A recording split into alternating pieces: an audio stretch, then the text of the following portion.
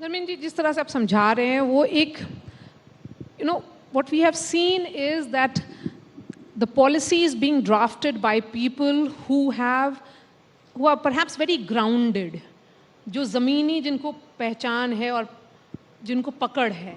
तो क्या वो पहले नहीं था कि जो आप जो बोल रहे हैं जादुई पिटारा जिस तरह से आप लोग पढ़ाने की कोशिश कर रहे हैं वो पहले क्यों नहीं था?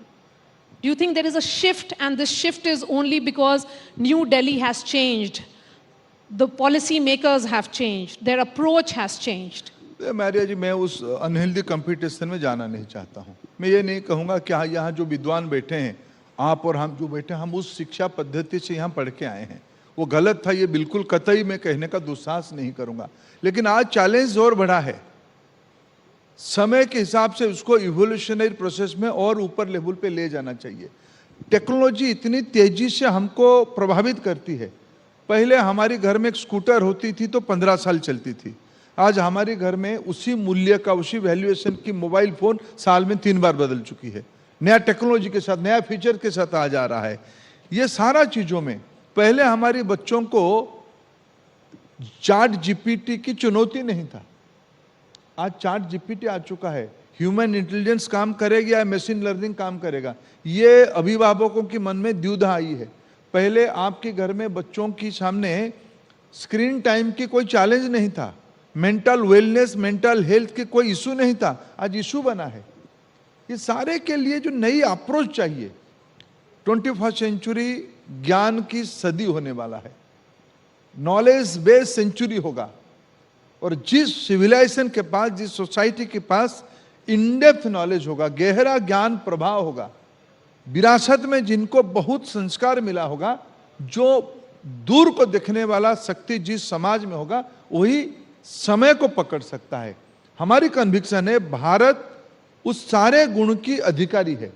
विश्व कल्याण के लिए हमारी शिक्षा व्यवस्था ना केवल हमारी आवश्यकता को पूरा करेगी, दुनिया की ग्लोबल रिक्वायरमेंट को, हमारे भारत में इस बार वैक्सीन बना, सिर्फ भारत को सहायता नहीं किया, दुनिया को मदद किया।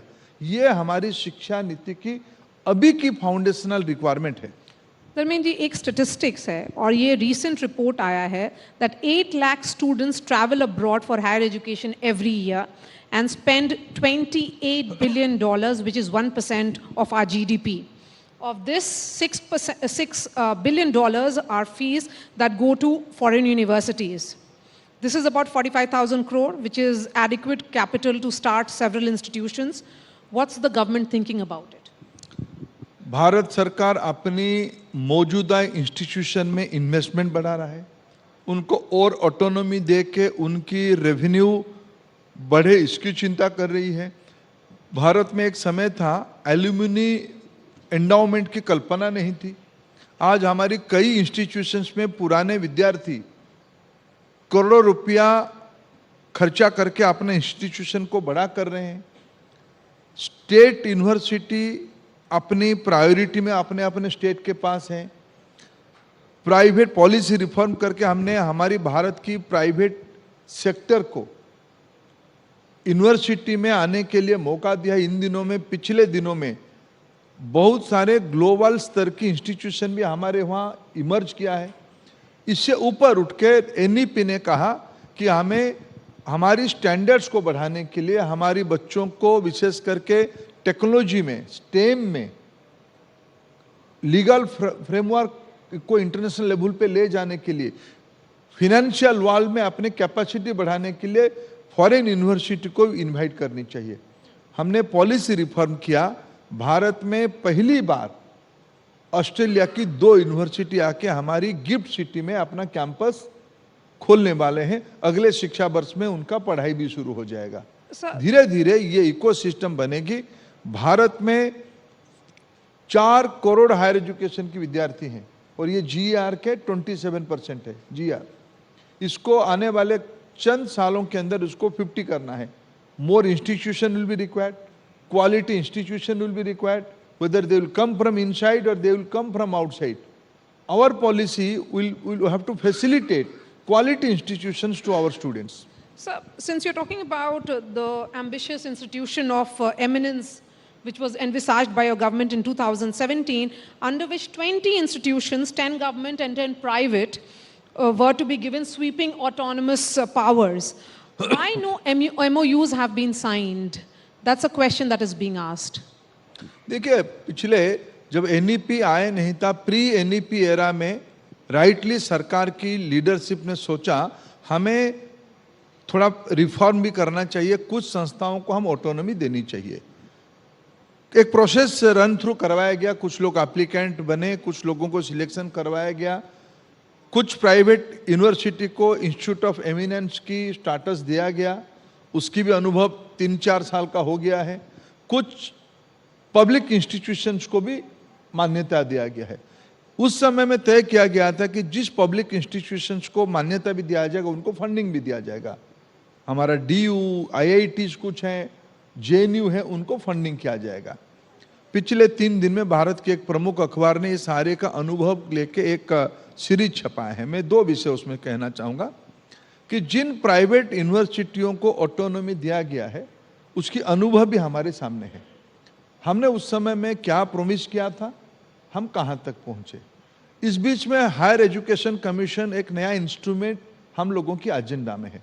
नॉट ओनली फ्यू इंस्टीट्यूशंस, हमें कैसे पॉलिसी अनबंडल करके ऑटोनॉमी और ज़्यादा दिया जाए। उन इंस्टीट्यूशंस की कंसल्टेंसी, उस इंस्टीट्यूशंस की परामर्श भी हम लेते हैं। एक बड़ा फ्रेमवर्क हम बना रहे हैं regarding investment on government institution. जैसे हमने कहा कि हमने नॉट ओनली फ्यू इंस्टीट्यूशंस, हमने कैसे सारे इंस्टीट्यूशंस की फंडिंग बढ़े। पहले कॉरपोरेट फंडिंग ऑन R&D ये एक बहुत प्रायोरिटी की विषय नहीं था। आज ही सुबह कोई बड़ा इंडस्ट्री प्लेयर हमें मिलने आए थे, उन्होंने कहा कि हम लॉजिस्टिक की दुनिया में आर्टिफिशियल इंटेलिजेंस में एक एडवांस रिसर्च सेंटर बनाना चाहते हैं। मैंने कहा कि ये मेरे पास 25 इस स्टैंडर्ड के इंस्टीट्यूशन है, आप इसमें से इन्वेस्ट करो, आपको ही फायदा होगा। भारत की लॉजिस्टिक कॉस्ट महंगा है, अगर हम टेक्नोलॉजी के माध्यम से उसमें कुछ बचत कर पाएंगे ये सबके लिए फायदा होगा। मूल विषय है कि भारत की उद्योगों को, भारत की इंडस्ट्री को हमें मौका देना पड़ेगा एकेडेमिया में, एकेडमिक्स में इन्वेस्ट करने के लिए। ये इकोसिस्टम के लिए एक बड़ा पॉलिसी रिफॉर्म की आवश्यकता है। एनईपी उस प्रकार की बातों को रेकमेंड किया है। आप जो आईओई के बारे में बात का, आईओई को मानिए एक पायलट एक्सपेरिमेंट हुई थी, कुछ इसके अच्छे अनुभव आए, कुछ उसके अनुभव को अपग्रेड करने की आवश्यकता है। Since there are concerns and you talk about quality education, 41 Indian universities, 7 more than last time, have made it to QS World University Rankings 2023, but none of them figure in global top 150. Why is it that when it comes to quality education, despite IITs and other institutions have so much name, they make, the products of these institutions make so much money, but when it comes to these rankings, do you think there is a need to revisit these rankings? आपके वहाँ TRP की बीच बीच में विवाद चलता है कि नहीं चलता है? देखिए, जो क्यूएस रैंकिंग और times ranking 2 internationally acknowledge ranking mechanism है। मूलतः ये 2 प्राइवेट कंसल्टेंसी फार्म है और मैंने दोनों की असेसमेंट करके मेरा जो समझ बना पाया, क्यूएस में रैंकिंग करने में एक कंडीशन है कि आपके वहाँ X number of foreign student होनी चाहिए। एक समय था कि अफगानिस्तान के बहुत सारे फॉरेन स्टूडेंट हमारी कई सारे इंस्टीट्यूशंस में पढ़ते थे। जियोपॉलिटिक्स चेंज हुई, वो लोग आ नहीं रहे हैं। हमारी देश में हमारी स्टैंडर्ड ऑफ क्यूएस रैंकिंग में, रिसर्च में ग्लोबल टॉप रैंकिंग में हमारी Indian institute of science Bengaluru है। कुछ सेगमेंट में हम पीछे इसलिए जाते हैं कि हमारे पास उस प्रकार की फैसिलिटी फॉर फॉरेन स्टूडेंट नहीं है। यही एक प्रमुख कारण है हमें पीछे रहने के लिए। हम इन दिनों में भारत में हमारी एक इंडिजिनस रैंकिंग फ्रेमवर्क बनाए, Indian national framing NIRF, Indian framing ranking framework हम बना रहे हैं, उसी को हम लोग जोर दे रहे हैं। क्यूएस और टाइम्स दोनों अपने अपने जगह पे अच्छे हैं, लेकिन यही है, ये हमें नहीं मानते हैं। सर, उसकी क्वालिटी की थर्मामीटर वही एक होनी चाहिए, ये नहीं मानते हम। सर, NEP पे क्योंकि